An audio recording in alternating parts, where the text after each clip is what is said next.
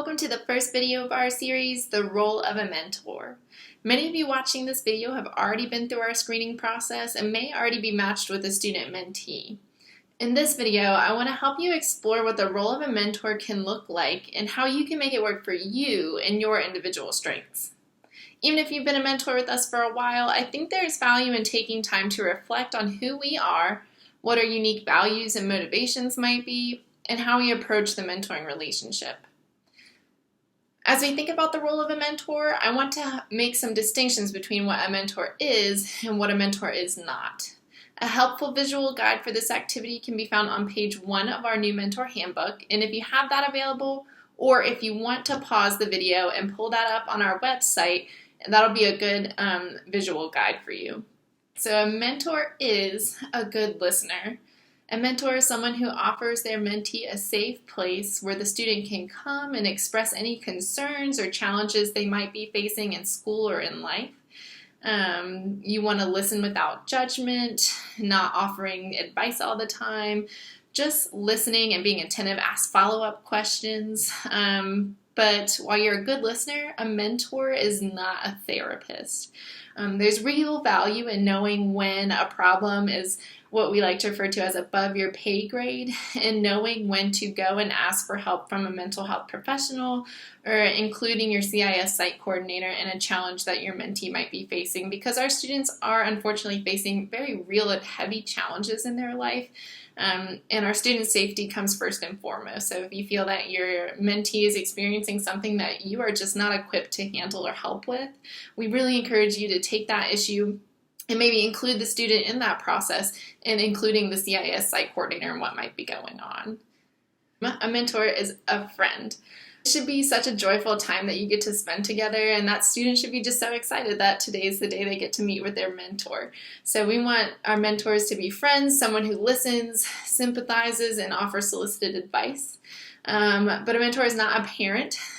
We don't need our mentors to discipline or take sides or lecture.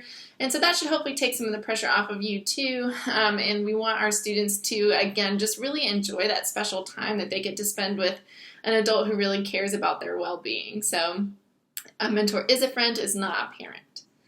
A mentor is also a guide.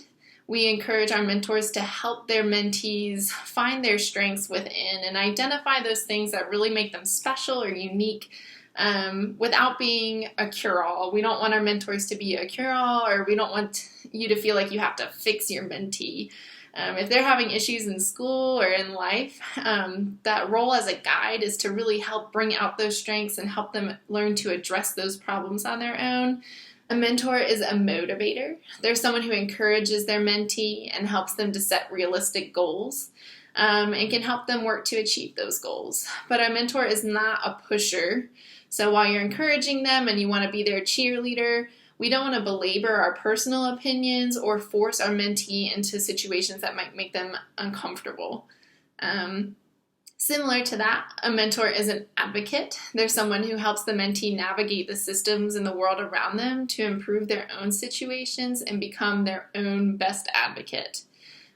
So a mentor is not a savior. We don't try to assume their mentee needs saving, and we don't try to fight their battles for them.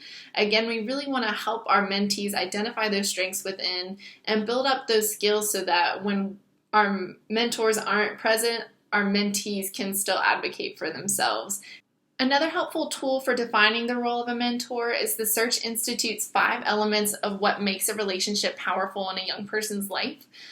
These elements and accompanying actions can be found on pages 4 and 5 of the Mentor Handbook, and I won't go through them individually, but I want to point out that these elements are listed in the natural progression of how they would occur in a relationship. So for example, you're not going to start help your mentee network or apply for jobs on your very first meeting. Instead, you're going to focus on that expressing care piece and how you can be a person who is trusted and wants the best for them.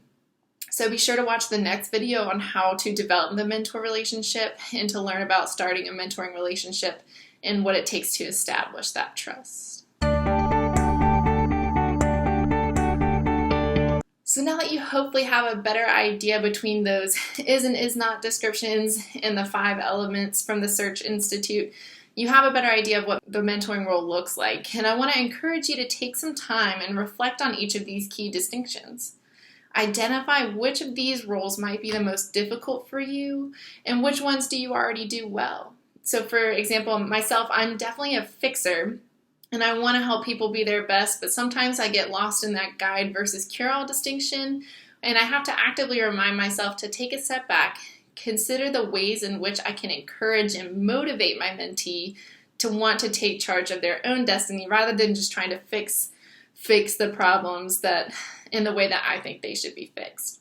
So self-awareness of our strengths and weaknesses and motivations for mentoring are really essential for fostering a healthy relationship with our mentees.